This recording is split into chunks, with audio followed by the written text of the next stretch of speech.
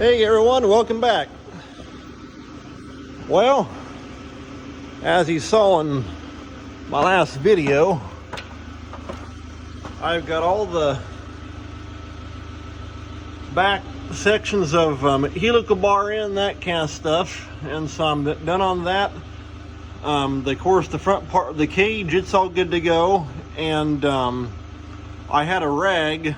No, it's kind of hard to see down there, but I had a rag on the spline on that PTO, and that big spline shaft goes into the rotor drum sitting right there on the forklift. And so I'm going to get to work getting ready to start getting that drum put back inside the cage.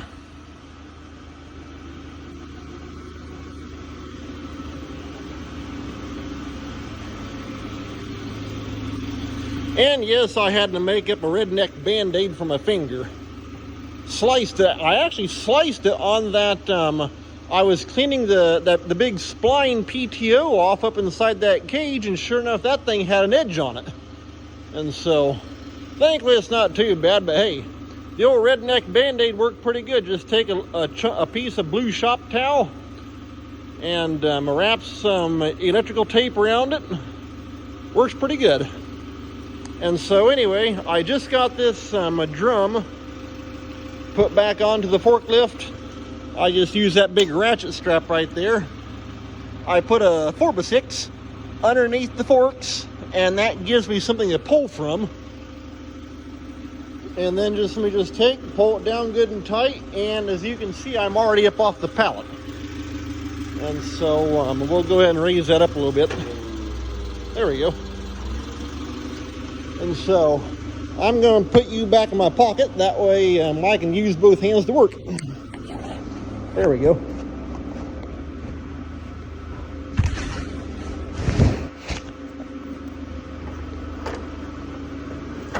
Go ahead and get the ladder out of the way.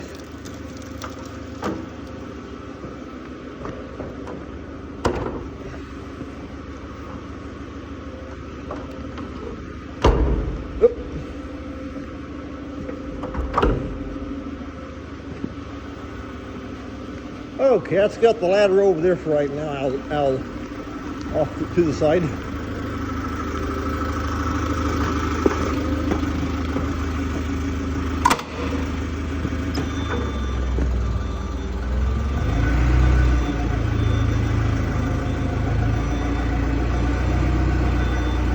That old rotor drum's got some weight to it. I'm guessing close to 500 pounds, approximately.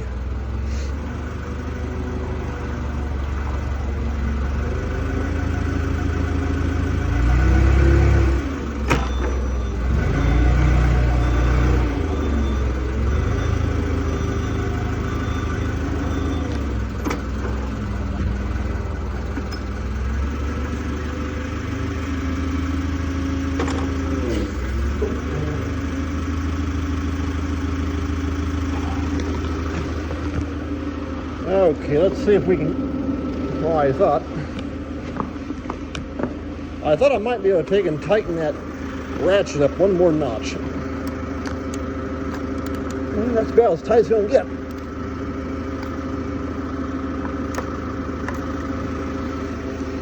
Maybe. There we go. Trying to keep that as tight as possible, that way there's no movement.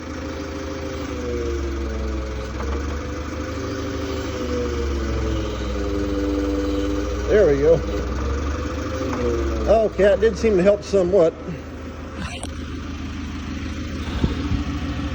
Yeah, like I say, I got that 4x6 underneath there, and that gives it something that gives me something to pull on up from the bottom side of the forks. And then I just run the forks down up underneath here between the rasp bars. And so I can feel it, everything feels good.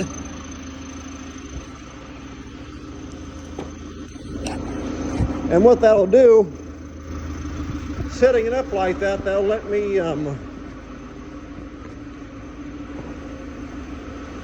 get the drum put up into the cage, and then once I can get it in so far, I'll take and unhook that ratchet strap, take all that off, because then I have to take chains and literally hook on the end of the drum, and that way we can take and put it back onto the PTO.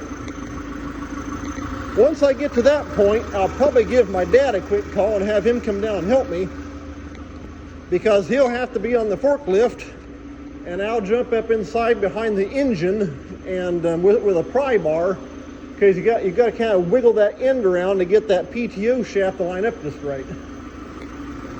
But for right now, we can get it put in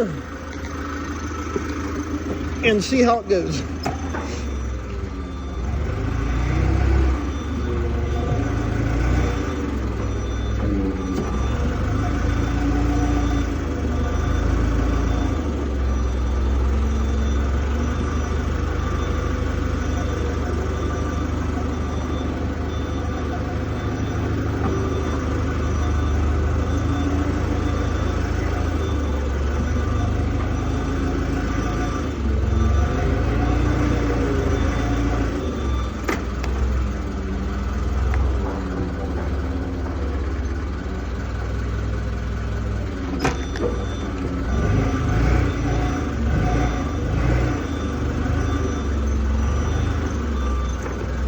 Okay, well, up we go.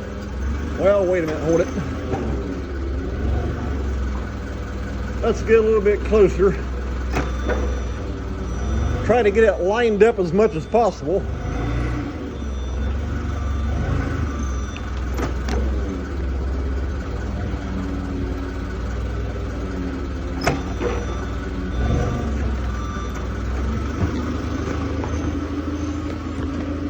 I got to get all this big pigtail off here, that way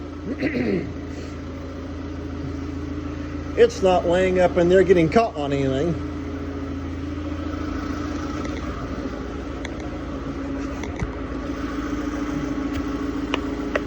Time for a union water break.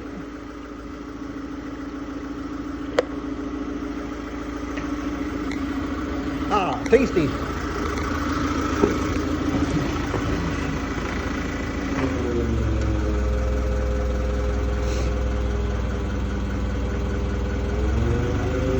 Okay, so far we're looking good.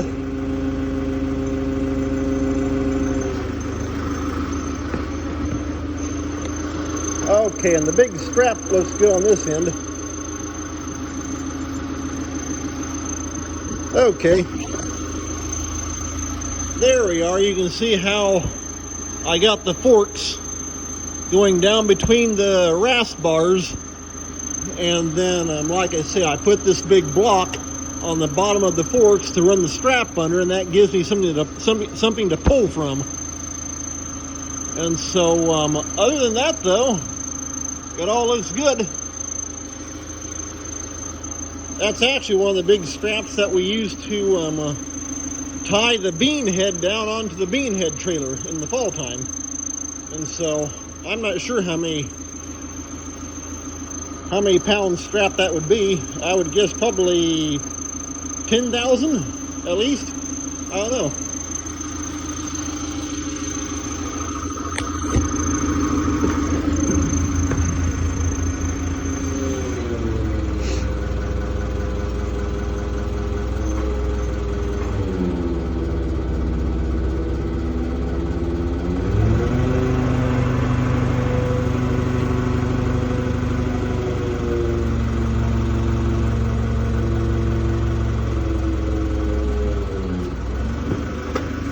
All right, let's see what we can do here. Start creeping forward.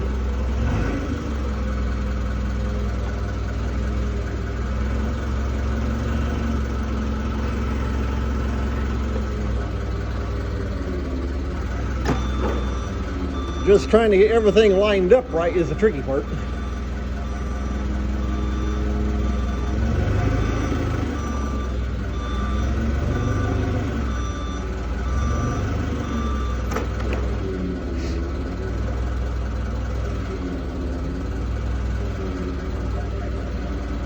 and trying to get it centered without bumping the helical bars on the side of the cage.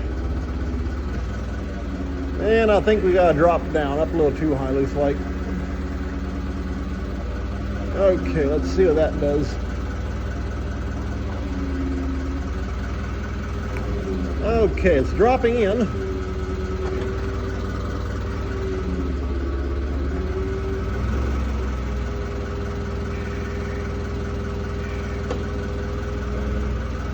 Ease it down just a fraction.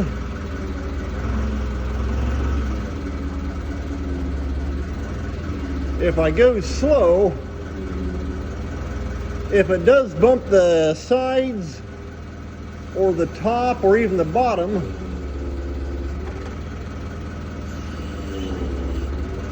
if I go slow, I can feel it and try to straighten things up.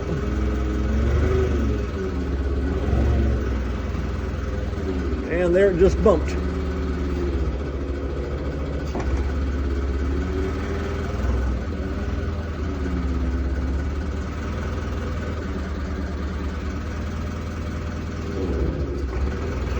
Okay, I was actually bumping the top.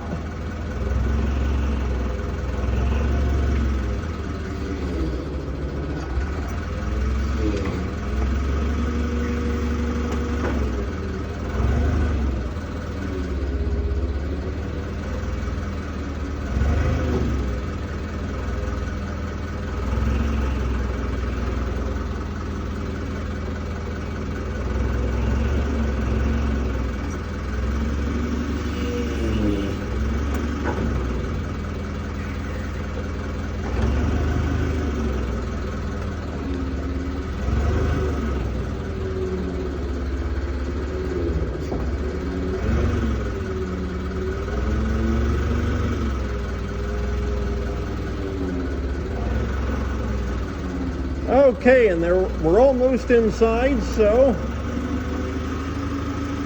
I gotta stop right there and take that ratchet strap off. It's inside far enough where it can't fall out or it can't go anywhere, so we're locked in place.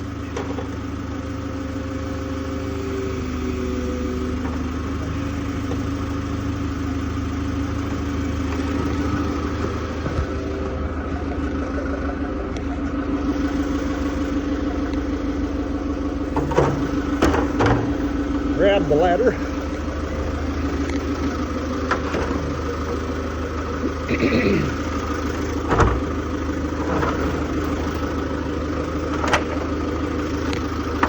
Try and snake my way up here to get this ratchet strap undone. Alright, and there we are. Inside, I think I said on one of my previous videos, it might have been when I was in the process of taking this out, that compared to Case, John Deere, New Holland, or even Fent, which is actually owned by Agco, all their rotors, you have to take the rotor drum out underneath the cab, whereas Gleaner, it's actually a whole lot simpler. You just take it right out the side.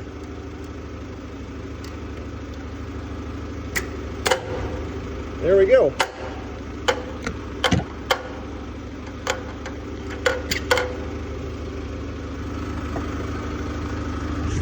Okay, I think that freed the block up.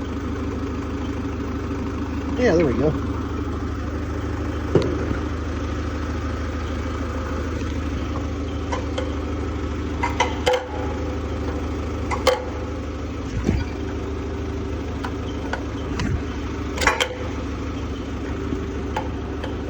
Try and get that strap undone.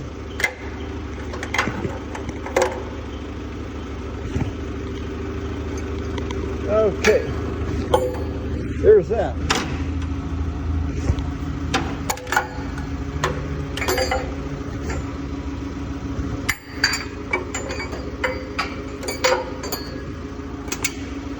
Okay, get that drop down the floor.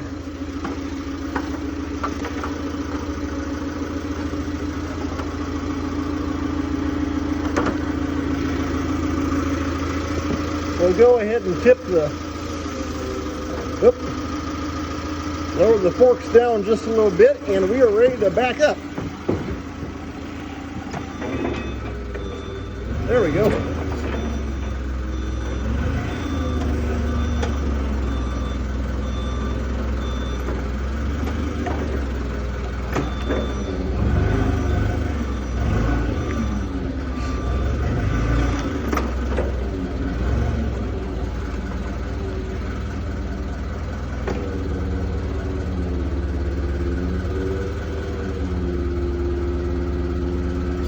I want to bring those forks right up underneath that bearing carrier on the end.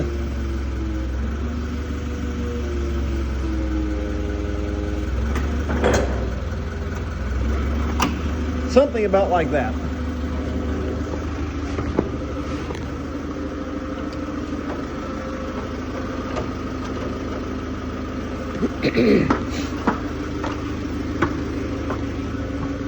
Okay. That looks like a very good finger smasher also. Put your finger down there just as you jam that fork together.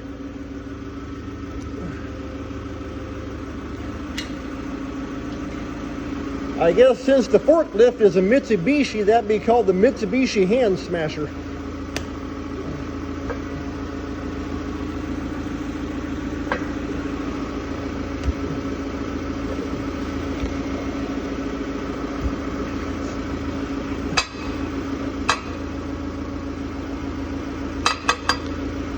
Okay, and what I like to do, I like to take a small ratchet strap, wrap around both these and actually hold them together. That way they can't separate and possibly let that fall through.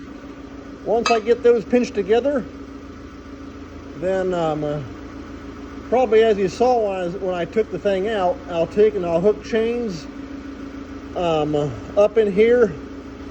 In fact, I actually got to get things lined up for that. Let's see.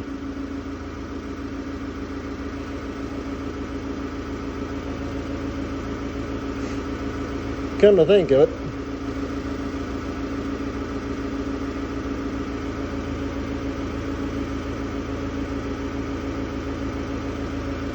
I may actually almost have to take and turn it, because I actually need this paddle straight up and down. That way it'll put the next two, this one here and this one here, at approximately 10 o'clock and 2 o'clock. That way I can hook in with my chains and my come-alongs. Okay, we're going to change some things up here. It shouldn't be too hard to turn. I actually had to do it when I took the thing out. Get the ratchet strap out of the way.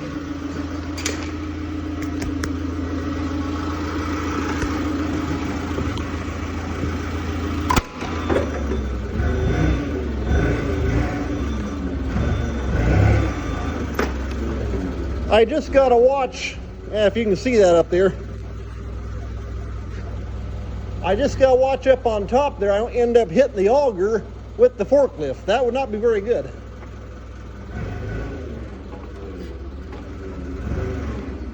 And so let's see if we can put that fork underneath that paddle, very carefully spin that drum backwards.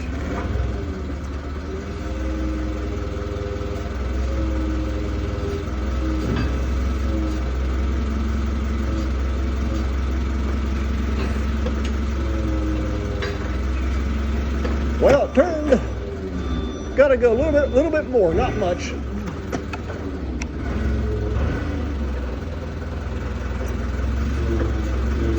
Come on, let's go.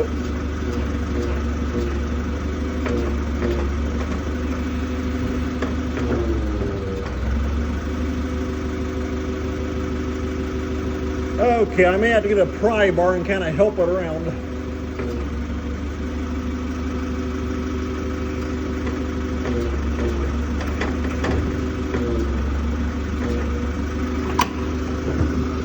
Well, pry bar time. Okay, I thought I had my one big pry bar over here. There it is.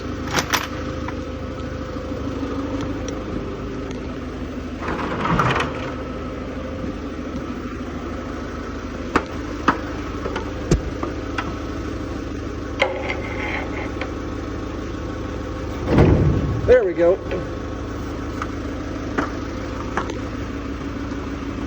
You just gotta kind of play with it. Okay, that's getting very close to what I need. Let's go with one more bump and see what that does.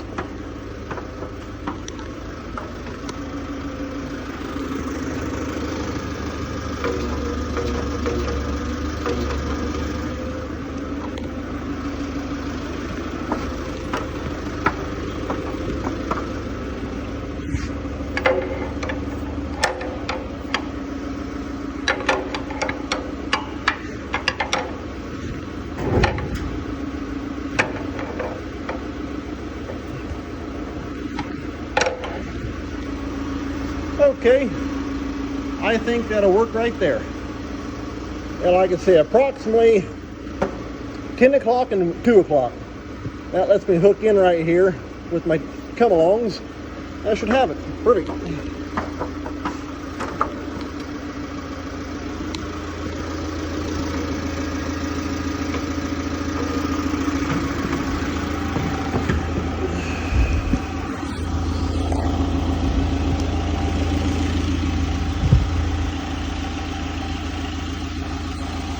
Okay, well, we're up to about 20 minutes, so I'm going to go ahead and end this video, and we'll be back here in just a little bit with the next one.